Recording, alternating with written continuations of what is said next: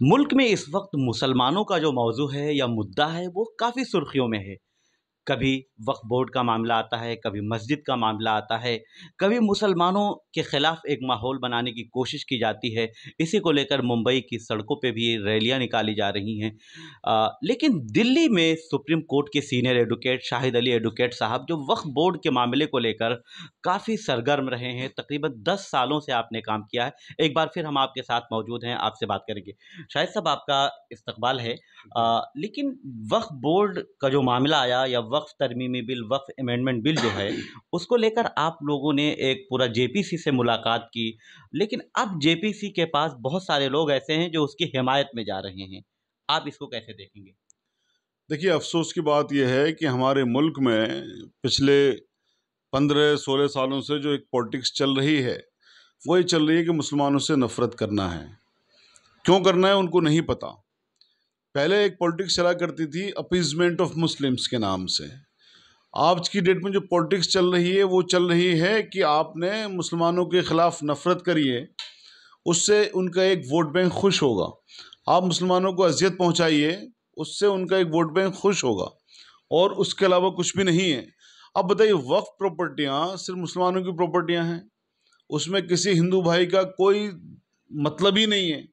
ना किसी हिंदू भाई को कोई नुकसान होने जा रहा है, बल्कि फायदा बहुत हो सकता है। फायदा कैसे हो सकता है, इस पर मैंने बहुत सारे इंटरव्यू दिए हैं, बातें बताई हैं। सपोज कर लीजिए, मैं यहाँ मिसाल के तौर पे बता दूं कि हम अपनी वक्त प्रॉपर्टियों को यूटिलाइज करके अगर हॉस्पिटल्स बनाते हैं, यूनिवर्सिटी बनाते हैं, कॉलेजेस बनाते हैं, हम और फला के काम करते हैं, तो पूरे देश का फायदा हो सकता है, पूरे देश का फायदा होगा उसमें। तो उसमें नुकसान किसी भी हिंदू भाई का 1% भी नहीं है, यानी 0.001% भी नहीं है, क्योंकि वो प्रॉपर्टियां एक्सक्लूसिवली मुस्लिम्स की हैं। लेकिन प्रोपेगेंडा ये किया गया कि देखिए साहब, ये तो किसी भी प्रॉपर्टी को वक्फ प्रॉपर्टी कर देते हैं, तो इसलिए बहुत सारे मंदिरों की प्रॉपर्टी वक्फ प्रॉपर्टी कर रहे हैं। तो एक उन्होंने माहौल बनाया, झूठा माहौल बनाया। तो बेसिकली उस झूठे माहौल को बनाने के लिए अब चूंकि उनकी तो पूरी की पूरी फौज जो मुसलमानों से नफरत कर रही है आज की डेट में, वो तैयार है, वो कुछ भी कह दें, मुसलमानों के खिलाफ कुछ भी कह दीजिए। एक बड़ा वर्ग है जो बिना फैक्ट्स की सत्ता को जाने हुए, बिना चीज़ों की सत्ता को जाने हुए उनके साथ खड़ा हो जाता है, मुसलमानों से नफरत करने के लिए खड़ा हो जाता है, मुसलमानों के खिलाफ आंदोलन के लिए खड़ा हो जाता है। अभी हिमाचल में देखा, मस्जिदों में, मस्जिद में नमाज पढ़ने मुसलमान जा रहे हैं, उसमें किसी हिंदू को कोई तकलीफ है ही नहीं किसी भी तरह से। लेकिन वहां पर भी चूंकि वो एक कह दिया कि साहब ये इलीगल बनी हुई है, तो कानून को भी नहीं मान रहे, सड़कों पर आ गए। तो इस तरह की जो चीजें आज की डेट में ये हो रही हैं, उसका सिर्फ और सिर्फ ये नतीजा निकल के जाता है कि इन्होंने एक कोशिश ये शुरू कर दी कि आपने मुसलमानों से नफरत करिए, और उस मुसलमान से नफरत की बेस पे बताइए, वक्फ को, जो वक्फ के लिए अमेंडमेंट का बिल लेके आ रहे हैं, उसकी भी लोग समर्थन कर रहे हैं। ताजुब की बात है, और वो भी हमारे हिंदू भाई समर्थन कर रहे हैं, उसका कोई मतलब नहीं है भाई लेकिन आपका। यहाँ पर एक फिर वही सवाल कि जो हिंदू भाई कर रहे हैं, ठीक है, आप जिस एजेंडे की बात कर रहे हैं वो उस एजेंडे के तहत कर रहे हैं। लेकिन बहुत सारे मुस्लिम, उसमें मुस्लिम राष्ट्रीय मंच की बात कर लें, जी, कई सज्जादा नशीन हैं। मुस्लिम वो राष्ट्रीय एक पूरा मंच, जी मुस्लिम राष्ट्रीय मंच में और जी आरएसएस में क्या फर्क है बताइए मुझे। आरएसएस की शाखा है ना मुस्लिम राष्ट्रीय मंच। जी तो जब आरएसएस का प्रोपेगेंडा ये है कि साहब ये जो बिल है, ये ये मुसलमानों के खिलाफ है, उनका प्रोपेगेंडा है, इसलिए तो वो हिंदू भाइयों को उसके अंदर लेके आना चाह रहे हैं, या मुसलमानों को वक्फ प्रॉपर्टियों से वंचित करना चाहते हैं, ये उनका एजेंडा है। तो मुस्लिम राष्ट्रीय मंच जो भी आप नाम ले रहे हो जी उसका, जी जो उसी में जाके आरएसएस भी की शाखा है, कई सारे किराएदार हैं, वो भी गए वो समर्थन जो किए। आप जिनका नाम ले रहे हो ना, वो तो जी आरएसएस की शाखा है, तो समर्थन करेंगे ही करेंगे। और आप जिन लोगों का और का नाम आपने लिया, वो सब तो सरकारी मुसलमान ही है ना, वो तो आरएसएस के ही लोग हैं ना, बीजेपी के ही लोग हैं ना। देखिए, बीजेपी ने भले मुसलमानों को कुछ नहीं दिया, ना सत्ता में ना किसी और चीज में, कोई मुसलमान एमपी नहीं है, कोई मुसलमान एमएलए नहीं है बीजेपी के, उस पर कोई मंत्री नहीं है, लेकिन उसके बावजूद भी उन्होंने अच्छे खासे गुलामों की अपनी फौज बना रखी है मुसलमानों में भी। तो ये लोग जो उनका समर्थन करते हैं, बेसिकली ये सरकारी मुसलमान है, या गुलाम मुसलमान है, या आरएसएस के मुसलमान है। इससे कोई हमें फर्क नहीं पड़ जाता है। देखिए, व्यू पॉइंट हमारे देश में सबका व्यू पॉइंट है। आपने आरएसएस का समर्थन करना, आप आरएसएस का समर्थन करिए, कोई दिक्कत की बात नहीं है।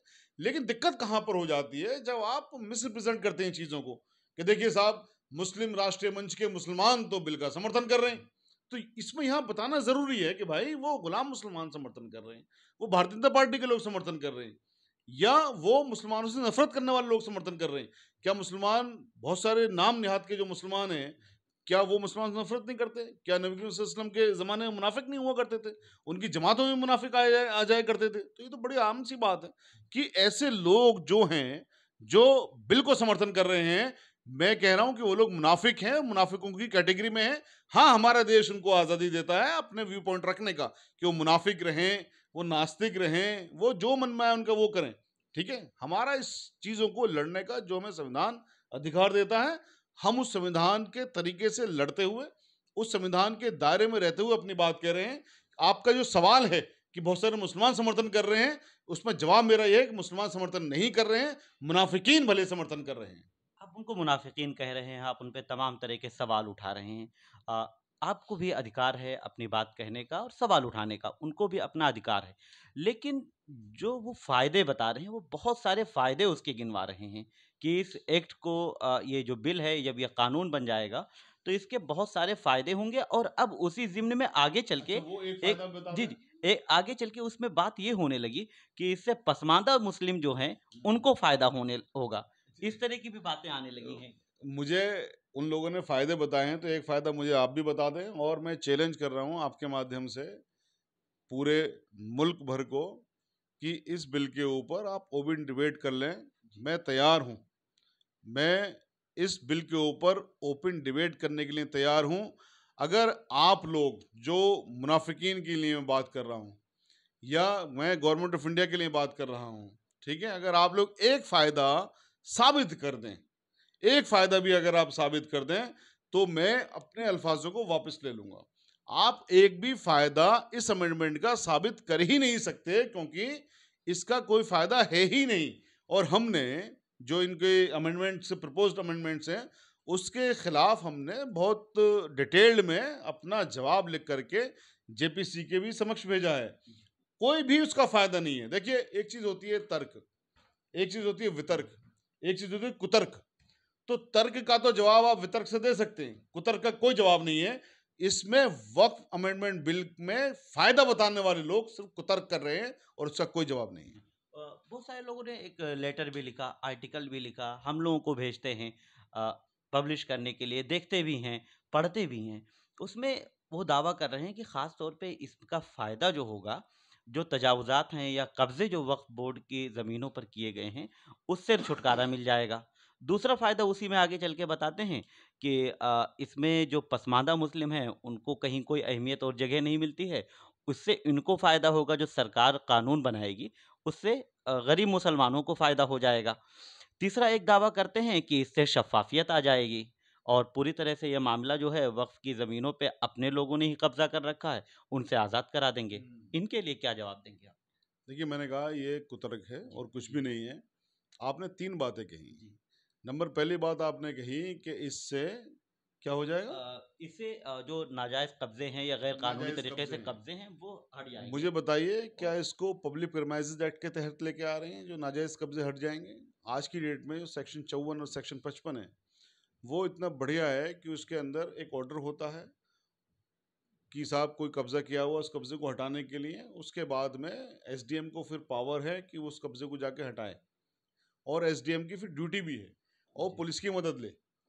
अकेले दिल्ली में 1000 वक्फ प्रॉपर्टियों के कब्जे हटाने के ऑर्डर होते हैं, जी, और एसडीएम एक भी प्रॉपर्टी का कब्जा हटाने के लिए नहीं जाता, एक का भी। जी। ठीक है, ना एसडीएम जाता है, ना वो पुलिस को लेता है। एसडीएम गवर्नमेंट का ही आदमी है, पुलिस भी गवर्नमेंट की होती है। हम ऑनरेबल कोर्ट में जाते हैं, ऑनरेबल कोर्ट की डायरेक्शंस होती हैं, उन डायरेक्शंस के बाद, तमाम मेहनतों के बाद में कुछ प्रॉपर्टियां आज़ाद उसमें हो पाती हैं। ठीक है, तो ये जो की चीज़ कहना कि साहब ये एक बिल अगर पास हो गया, तो ये इससे वक्त प्रॉपर्टियां आज़ाद हो जाएंगी।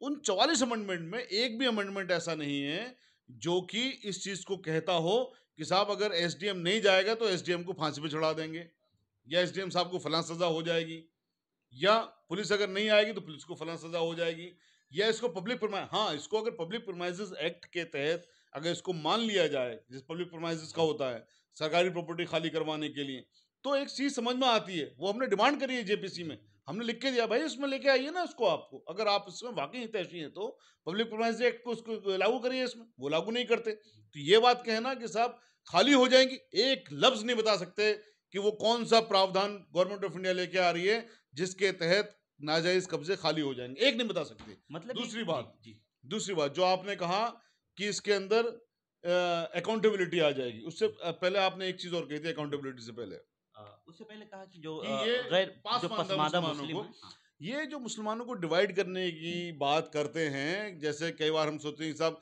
रिजर्वेशन पासमानदा को मिलेगा, कर्नाटका में रिजर्वेशन मुसलमानों का पूरा खत्म कर दिया गया, तो पासमानदा और ये अशरफ के नाम पे एक लड़ाने की कोशिश करते हैं, जबकि ये भूल जाते हैं कि इस्लाम वाहिद एक ऐसा मजहब है दुनिया के अंदर जो तमाम इंसानों के साथ बराबरी की बात करता है। नबी करीम सल्लल्लाहु अलैहि वसल्लम के आखिरी खुतबे में ये मसला ही खत्म हो गया, अशरफ का और पासमानदा का खत्म हो जाता है मसला, जब वहां पे ये कह दिया जाता है नबी करीम सल्लल्लाहु अलैहि वसल्लम के जरिए कि अब सब बराबर हैं, यानी पूरी दुनिया के लोग बराबर हैं, गोरे को काले पे, काले को गोरे पे कोई फोकियत नहीं, अमीर को गरीब पे, अब सिर्फ करेक्टर से फोकियत होगी, अब सिर्फ इल्म से उसकी फोकियत होगी। तो ये जो चीज है, ये एक इस देश के दरअसल क्या है, हमारे देश में जो दूसरे मजाहिब हैं वहां पर एक वर्ण व्यवस्था है, तो उस वर्ण व्यवस्था को इस्लाम के अंदर भी लेके आना चाहती हैं, वो सोचती हैं कि शायद यहाँ भी आ जाएगा, लेकिन इस्लाम अल्हम्दुलिल्लाह एक कॉडिफाइड कानून है।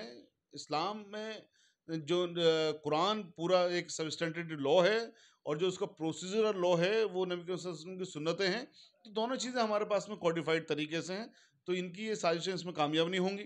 दूसरी बात, इसमें कौन सा ऐसा प्रावधान है, कौन सा ऐसा प्रावधान है कि साहब आप जो सो कॉल्ड पासमानदा की बात कर रहे हैं, पासमानदों को फायदा हो जाएगा, बताइए भी 44 अमेंडमेंट में से जो 44 अमेंडमेंट उन्होंने सीख किए हैं, एक बता दीजिए, मैं आपकी बात मान लूंगा। तो ये कुतर्क हैं दोनों के दोनों। तीसरी बात जो आपकी अकाउंटेबिलिटी की बात या पारदर्शिता की बात, पारदर्शिता इससे कहाँ जाएगी कि आप डीएम को, जो गवर्नमेंट का अपॉइंटेड आदमी होता है, आप उसको उसका मुख्तार बना दीजिए, मालिक बना दीजिए, उसमें पारदर्शिता आएगी? या आप उन प्रॉपर्टियों को दोबारा सर्वे करवा दीजिए। देखिए हमारे देश का कानून बता दूं मैं आपको, जो पार्लियामेंट ने पास किया है, एक लिमिटेशन होती है 12 साल की, 12 साल तक अगर कोई आदमी किसी प्रॉपर्टी में कब्जे में है तो वैसे भी उसको मालिक घोषित कर दिया जाता है। आप कह रहे हो कि वक्त प्रॉपर्टियां जो अंग्रेजों के जमाने से हैं, ठीक है, आप उन प्रॉपर्टी को दोबारा सर्वे करवाएंगे, डीएम उसको वो करेगा, क्या मतलब है भाई? तो आपने पहले तो लिमिटेशन एक्ट को खत्म करिए जो पार्लियामेंट ने बनाया, या पार्लियामेंट के ऊपर भी अपने आप को मानते हैं, जो पॉसिबल नहीं है। दूसरी बात मैं आपको यहाँ पर एक बता दूं कि देखिए वक्त प्रॉपर्टियां बनती कैसे हैं। ये जो एक मिसकंसेप्शन फैलाया जाता है ना हमारे हिंदू भाइयों को, हमारे मुस्लिम भाइयों के खिलाफ बरगलाने का या भड़काने का, कि साहब देखिए ये तो तमाम पूरे गांव के गांव ने डिक्लेयर कर लिए, किसी प्रॉपर्टी को वक्त कह देते हैं।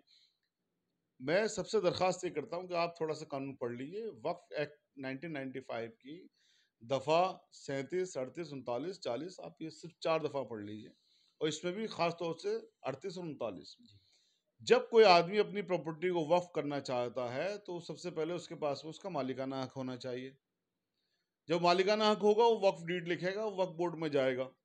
वक्फ बोर्ड, सपोज कर लीजिए मेरी प्रॉपर्टी बुलंदशहर में स्थित है, मैं अपनी प्रॉपर्टी को वक्फ करना चाहता हूँ, मैंने एक वक्फनामा बना दिया, तो मेरी उस इंटेंशन को, मेरे वक्फनामा को कंसर्न तहसील में भेजा जाएगा। तहसील में किसके पास? तहसीलदार के पास, या कानूनगो के पास, या एसडीएम के पास, या डीएम के पास, कि भाई ये शाहिद साहब अपनी प्रॉपर्टी को वक्फ करना चाहते हैं, ये इस प्रॉपर्टी के मालिक भी हैं या नहीं, जो इन्होंने डॉक्यूमेंट दिए। फिर वहां से तस्दीक होकर आएगी, हाँ साहब ये इसके मालिक हैं, कोई डिस्प्यूट नहीं है, हमें कोई ऑब्जेक्शन नहीं है, आप कर दीजिए इसको वक्फ, तब जाके प्रॉपर्टी वक्फ होती है। अब ये मिसकॉन्सेप्शन क्या फैलाया गया, किसी प्रॉपर्टी को वक्फ कर लेते हैं तो किसी को भी गुस्सा आएगा। तो ये देखिए ना, आप झूठ के आधार पर आप अपने अमेंडमेंट को लोगों के सामने लेके आ रहे हैं। आप हिम्मत लाइए ना सच बोलने की, करिए बात इस पर। आप बात करते हैं अकाउंटेबिलिटी की, आप बात करते हैं कि साहब पासबंदा को वो हो जाएगा, आप बात करते हैं फायदा हो जाएगा, इससे ज्यादा डिसस्ट्रस कानून कोई नहीं हो सकता। और ये हमारे ऑनरेबल प्राइम मिनिस्टर साहब भी जानते हैं इस बात को, इसीलिए उन्होंने शायद आखिरी वक्त में सद्बुद्धि आ जाती है ना, क्योंकि अल्लाह ताला की चीज है, तो इसीलिए शायद उनको सद्बुद्धि आई, उन्होंने जेपीसी में इसको भेज दिया। अब जेपीसी में भेजने के बाद में तमाम चीजें जेपीसी के सामने आएंगी, तमाम चीज़ें देश के सामने आएंगी, दुनिया के सामने आएंगी कि साहब इनके क्या फ़ायदे हैं, क्या नुकसानात हैं।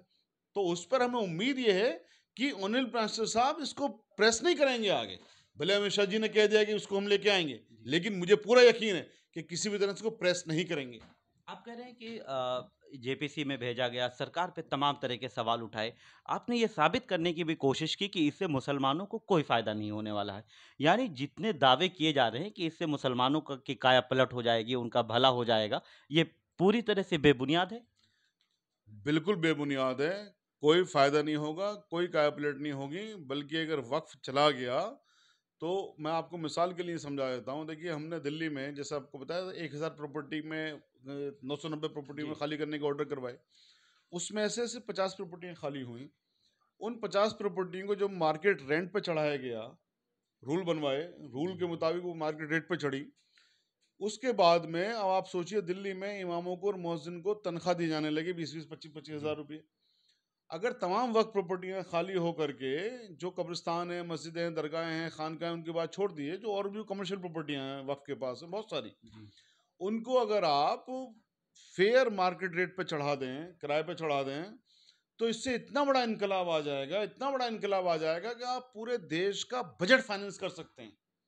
आप देश के अंदर हर शहर के अंदर एक एम्स से अच्छा इंस्टीट्यूट खोल सकते हैं, एम्स से अच्छा आप मेडिकल कॉलेज बना सकते हैं, आप एक अलीगढ़ यूनिवर्सिटी या बनारस हिंदू यूनिवर्सिटी जैसी यूनिवर्सिटी खोल सकते हैं। हर साल इतना बड़ा इनकलाब आ सकता है। तो देश के पास इतना बड़ा ये सरमाया है, तो इसको वहां पर इस्तेमाल इसका होना चाहिए। उसके लिए हमने अपने जो पॉइंट्स हैं वो तजवीज़ भी किए हैं, और उसके लिए हमने पूरे देश के अंदर कॉन्फ्रेंसेस की। पूरी कॉन्फ्रेंसेस करने के बाद तमाम वक्फ बोर्ड के जितने भी लोग मुलाजिम आज तक हुए हैं, चेयरमैन वगैरह हुए हैं, उन सब के व्यू पॉइंट हमारे पास हैं। सब ने ये कहा कि हाँ साहब, जो शाहिद साहब इस बात को कह रहे हैं, ये वाला सजेशन है, अगर ये मान लिए जाए तो वाकई में इनकलाब हो जाएगा। और उसमें किसी हिंदू भाई को, मैं फिर कह रहा हूँ, किसी हिंदू भाई को जरा से फर्क नहीं पड़ेगा। और देखिए, वक्फ के जो 3 पर्पस होती हैं, उसका एक पर्पस होता है आप रिलीजियस, एक होता है चैरिटेबल, एक होता है सोशल। तो चैरिटेबल और सोशल जब उसका पर्पस सर्व होगा, ठीक है, तो उसमें ये जो बात कर रहे हैं ना पासमानदा, और ये जी। मतलब ही नहीं है यार। हम तो हिंदुओं का भी वो करेंगे, उद्धार करेंगे। हम तो तमाम लोगों का उद्धार करेंगे भाई। कॉलेज अगर हम खोलेंगे, सबको पढ़ाएंगे, सबको नौकरी देंगे। हम अगर मेडिकल कॉलेज खोलेंगे, सबका इलाज करेंगे, फ्री इलाज करेंगे, ठीक है। हम अगर सड़कें बनाएंगे, सबके लिए बनाएंगे। हम अगर कोई भी फलाह काम करेंगे, सबके लिए करेंगे। रिलीजियस काम सिर्फ मुसलमानों के लिए, लेकिन चैरिटेबल और सोशल काम वो तो सबके लिए है ना, तो सबके लिए करेंगे। तो ये इतनी बड़ी चीज है, तो इसको खुदारा मैं अपने हिंदू भाइयों से भी आग्रह करता हूं कि इसको वक्फ को बचाने में आप लोग आगे आइए। इस वक्फ का जो इस्तेमाल होना चाहिए उस तरह से इस्तेमाल होने के लिए काश ऑनरेबल प्राइम मिनिस्टर साहब के दिमाग में आ जाए, जो हमने सजेशन लिख करके दिए हैं अपने उसमें रिप्रेजेंटेशन में जेपीसी को दिए, काश जेपीसी मेंबर्स के दिमाग में ये बात आ जाए कि उन पर तो बात कर लो जो हमने सजेशन दिए हैं। अगर आपने उन पर बात कर ली, अगर आप उन पर अमेंडमेंट लेके आए, तो ये ऐसा इनकलाब होगा कि देश, पूरा देश हमेशा के लिए ऑनरेबल प्राइम मिनिस्टर साहब को याद करेगा, इस एक अच्छे काम के लिए कि साहब एक अच्छा काम किया। लेकिन ये जो काम हो रहा है इन अमेंडमेंट के माध्यम से, ये एक ऐसा बुरा काम होने जा रहा है कि उनको बहुत बुरे तौर से याद किया जाएगा। आपने तमाम तरह का सवाल उठाया। इसमें अब जेपीसी की जो मीटिंग हुई, तमाम तरह की तजावीज़ आई, लोगों ने अपने पैगाम भेजे, कुछ ने हिमायत की, कुछ ने मुखालफत की। अब उसके बाद में मीटिंग का सिलसिला तकरीबन ख़त्म हो चुका है। ये मीटिंग चल रही है, देश मीटिंग भर में अभी जा रहा है। अभी देश भर में जा रहे हैं, और उसके बाद में लगभग जो यहाँ दिल्ली में अहम तंजीमें थीं, उनके साथ मीटिंग हो गई। अब इसको आप कैसे देख रहे हैं? एक लॉयर के तौर पर, एक कानूनदान के तौर पर? देखिए, इसमें ये कहना तो गलत है कि अहम तंजीमों के साथ मीटिंग हो गई, ऐसा नहीं है। जी। लेकिन हाँ, जो उनके खास तंजीमें हैं उनके साथ मीटिंग हो गई। जी। मैं फिर कह रहा हूँ, जो उनकी खास तंजीमें उनके साथ मीटिंग हो गई, या जो वक्फ बोर्ड के एम्प्लॉई हैं, जी। जी। या जो चेयरमैन वगैरह रहे हैं उनके साथ वो मीटिंग करने जा रहे हैं। जिन लोगों के साथ मीटिंग होनी चाहिए, आज तक की मीटिंग हुई नहीं है। जो वक्फ के एक्टिविस्ट हैं, जो देश भर के अंदर लगातार वक्फ के लिए रात दिन मेहनत कर रहे हैं, उनके लिए साथ कोई मीटिंग नहीं हुई। देखिए, वक्फ पे कानून बने, वक्फ ट्रिब्यूनल देश भर के अंदर हमने बनवाए, ठीक है। हमने हजारों प्रॉपर्टियां वक्फ की खाली करवाई, वक्फ पे बहुत सारे हमने कानून बनवाए। हमें जेपीसी ने मीटिंग के लिए नहीं बुलाया। क्यों नहीं बुलाया? क्योंकि हमारी वक्फ के ऊपर पकड़ है। तो वो उनको बुलाते हैं जो उनकी बात कह सकें, या कोई एक अच्छी बात ना कर सकें, या कोई मैंने कहा तर्क और वितर्क तो बेस्ट पॉसिबल वे में अपनी बात को ना रख सकें, तो ये एक गलत चीज़ है। हालांकि हमने अपनी रिप्रेजेंटेशन दे दिया, हमें यकीन है कि जो भी इसके संबंध अधिकारी हैं वो हमारी पिटीशन को भी जरूर पढ़ेंगे, और हो सकता है हमें आज नहीं कल बुलाएं। हमें इस बात का मलाल नहीं, हमें नहीं बुलाया, हमें इस बात का मलाल है कि आपने उनमें से किसी को भी नहीं बुलाया ऑल इंडिया जो मुस्लिम पर्सनल लॉ बोर्ड को भी बुलाया है। और जो वक्फ के ऊपर का all India Muslim personal law board एक बहुत अच्छा बोर्ड है, हम उनकी इज्जत करते हैं, सारी चीजें हैं, लेकिन मैं कह रहा हूँ जो वक्फ पे सिर्फ वक्फ पे काम करते हैं, all India Muslim personal board के पास तो बहुत सारे काम है ना, बहुत सारे काम करेंगे वो लोग। आपने बताइए वक्फ एक्टिविस्ट को कितना को बुलाया, ये देश भर से नाम बता दीजिए भाई, देश भर में कम से कम 10-11 तो ऐसे होंगे ना बड़े बड़े एक्टिविस्ट है वक्फ पे, कितनों को आपने बुलाया, एक को भी नहीं बुलाया आपने। इसी दरमियान जब बहुत सारे लोग आप लोगों की तरफ से अपील की गई कि अपने तजवीज़ भेजिए, मेल भेजिए, जब सब कुछ हो रहा था तो जो सीनियर एडवोकेट हैं महमूद पराचा साहब, उनका फिर बयान आता है कि इससे कुछ नहीं होगा, ये करने से कोई फ़ायदा नहीं है, सड़कों पर उतरना होगा। इसे आप कैसे देख रहे हैं? वो सर उनकी बात आप उनसे पूछिए, जी। आप उनकी बात उनसे पूछिए बस। लेकिन मतलब ये बात होती है कि वक़्त जो मेल किया गया या अपनी राय भेजी गई, उसकी कोई अहमियत नहीं है। आप इस राय को क्या मानते हैं कि उसकी कितनी अहमियत रहेगी? देखिए जो राय भेजी गई हैं वो सब काउंट होंगी, उन सब का रिकॉर्ड बनता है, और हम सिर्फ वहीं तक रुके हुए नहीं हैं। हम 1 दिसंबर को दिल्ली में महारैली करने जा रहे हैं, संविधान बचाओ वक्फ बचाओ के नाम से। तो हम सिर्फ इस बात पे नहीं है कि आप जेपीसी तक सीमित रहिए, हम इस बात को जानते हैं कि ये देश एक डेमोक्रेटिक मुल्क है, यहाँ पर जब सरकार बहरी हो जाए तो उसको सुनाने के लिए हमें रैलियां करनी पड़ती हैं, सड़कों पर आना पड़ता है कानूनी तरीके से। तो हम उसके लिए बिल्कुल कटिबद्ध है, वचनबद्ध है, और हम 1 दिसंबर को दिल्ली के रामलीला ग्राउंड में एक महारैली करने जा रहे हैं, जिसका उन्वान ये है संविधान बचाओ वक्फ बचाओ। आखिरी सवाल, जब आप संविधान बचाओ वक़्त बचाओ रैली करने जा रहे हैं और जिन गैर मुस्लिम भाइयों से आप अपील कर रहे हैं कि वक़्त बचाने में आप साथ आइए, क्या उनको भी साथ लेकर आएँगे आप? हाँ बिल्कुल, सब लोग साथ आ रहे हैं। ये जो है हमारा, ये हमारी ऑर्गेनाइजेशन है जिसका नाम है, मैं आपको बता देता हूँ, दलित ओबीसी माइनॉरिटी आदिवासी परिसंघ, यानी डोमा परिसंघ। तो ये इसके तहत हम रैली करने जा रहे हैं। तो इसमें दलित भी हमारे साथ हैं, ओबीसी में तमाम लोग, तमाम धर्म के लोग साथ हैं इसमें। इसमें आदिवासी भी हमारे साथ हैं, इसमें माइनॉरिटीज़ भी साथ हैं, माइनॉरिटीज़ में खाली मुसलमान नहीं और भी मज़हब के जो लोग हैं वो भी सब साथ हैं। और एक ऐसी महारैली होने जा रही है कि आप, मेरा ख्याल है वो हिस्ट्री की सबसे बड़ी रैली होगी सिर्फ वक्फ के लिए। बहुत शुक्रिया आपका। तो ये थे शाहिद अली एडवोकेट साहब, जो वक्फ को लेकर तकरीबन 10 सालों से मैंने देखा है कि आप सरगर्म रहे हैं। दिल्ली की जो औकाफ की जो जायदाद हैं, उनको बचाने के लिए अदालत तक गए और लड़ाई भी लड़ी, जीत भी हासिल की। अब वक्फ बचाओ तहरीक चलाने जा रहे हैं, जिसका आपने खुद बताया कि 1 दिसंबर को रामलीला मैदान में ये रैली होगी, और वक्फ बोर्ड में जो कुछ भी दावे किए जा रहे हैं उसका जवाब भी दिया। जो लोग इसकी हिमायत कर रहे हैं उनको गलत साबित करने की भी कोशिश की। मैं निसार अहमद खान, भारत एक्सप्रेस, दिल्ली। हमारी वीडियो आपको पसंद आए तो लाइक कीजिए, शेयर कीजिए और सब्सक्राइब कीजिए। साथ ही कमेंट बॉक्स में अपनी राय भी जरूर दें। और हां, अगर फेसबुक पर आप वीडियो देख रहे हैं तो हमारे पेज को फॉलो करना ना भूलें।